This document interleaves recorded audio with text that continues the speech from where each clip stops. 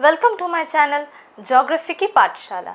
Myself Poulomi Chakraborty. So you all know that in my last video class I ended up with the discussion of the second chapter's exercise with part 1 and part 2.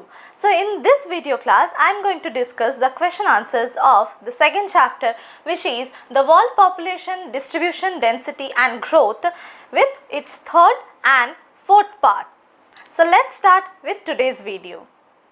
So in the third part, the first question which is given that to distinguish between birth rate and death rate.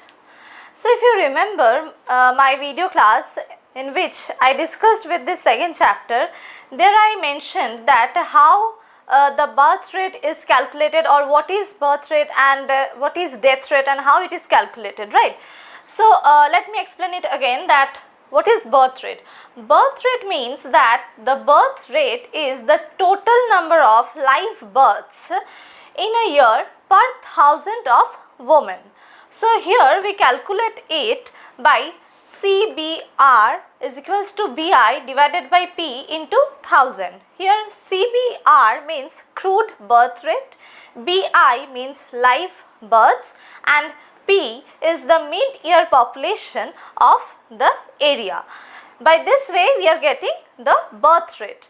And death rate is that the death rate is the total number of deaths in a particular year per thousand of population in a particular region. And we calculate it by this way, that CDR means crude death rate is equals to D means number of deaths and P means estimated mid-year population of that year into 1000. So this is the distinction between birth rate and death rate. So the second question is that push factors and pull factors of migration. You have to distinguish between the pull factors and push factors. So here are some push factors, such as you can say unemployment, poor living conditions, political issues, unpleasant climate, natural disasters, epidemics, socio-economic backwardness and etc.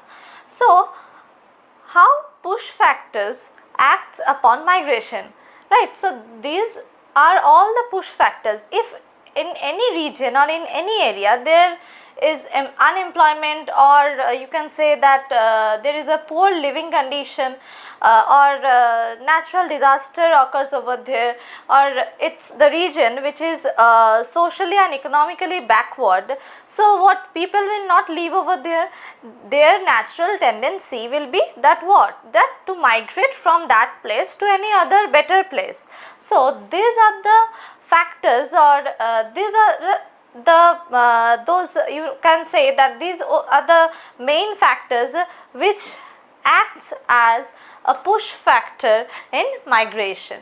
And pull factors means what? That those factors means over here you can say employment, better standard of living, peace and stability, security of life, pleasant climatic conditions. So these factors, they will attract people to move on any other region, right? Because if any area over there employment opportunity is quite high, or their standard of living is quite high, their medical facilities or educational facilities are better, then what? People will try to go in that place and live over there. So these are the pull factors which attracts people to migrate from one place to another. Okay.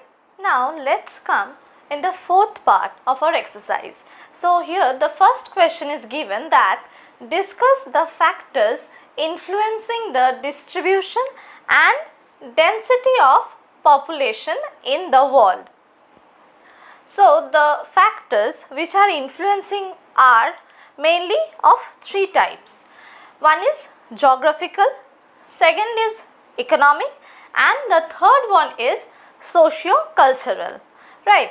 So over here in geographical factors there are also some sub-factors such as you can say that availability of water, landforms, climate, soil.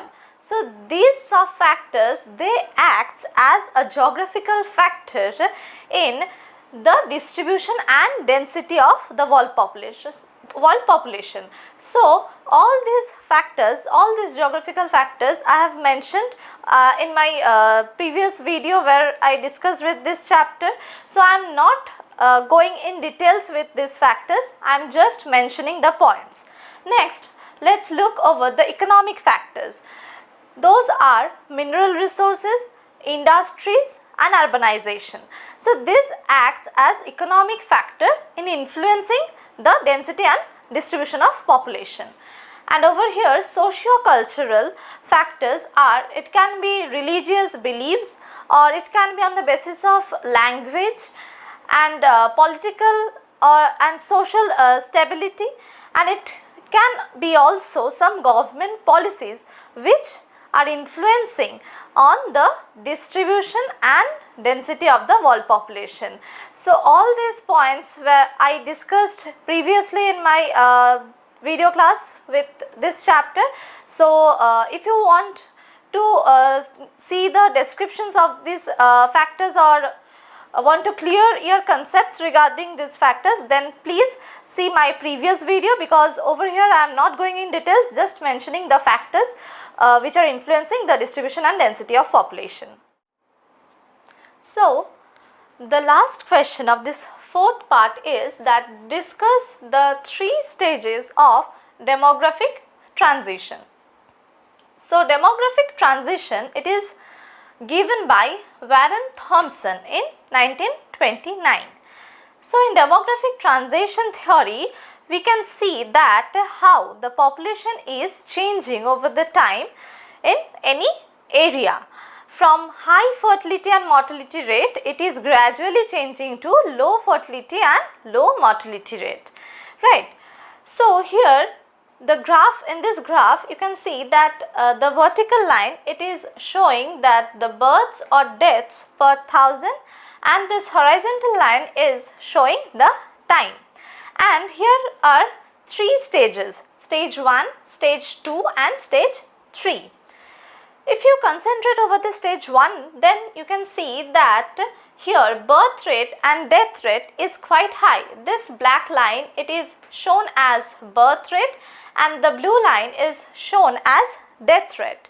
So you can see that birth rate and death rate is quite high, and here both birth and death rate is quite fluctuating, and this red line, it is shown as total population. So in first stage it is also quite low comparative to this stages, stage 2 and stage 3. So in stage 1 the fertility and mortality rate is quite high. This is because that at that point of time life expectancy rate was quite low and people were not so much developed. Their technological skill was not so developed and they were illiterate. So this kind of scenario is seen in the first stage. Now if you come to the second stage, here you can see that the birth rate, this black line, it is quite high than the death rate. That means from over here that what we can say that the fertility rate is high and the mortality rate is low.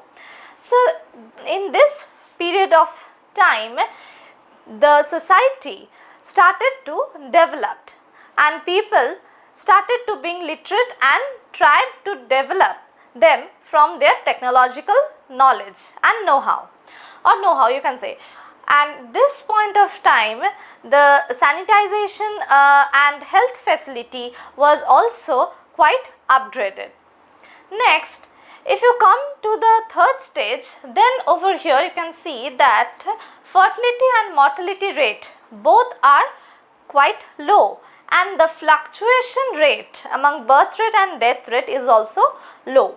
And over here the population is in the stable condition, but in the second stage the population, it rise up, right? It rise up abruptly. There is a sudden rise from the first stage to the second stage, but after second stage the total population was in a stable condition. So this is the condition when there was urbanization and the people became quite developed and their technological knowledge was quite advanced. So this is the demographic transition theory.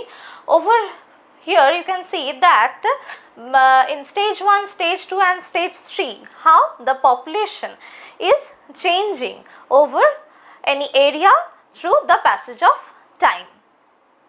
So I am ending up my video over here with completing the discussion of the second chapter's exercise, and I hope all these question answers are quite clear to you people, and if you have any doubt or any query then please comment below.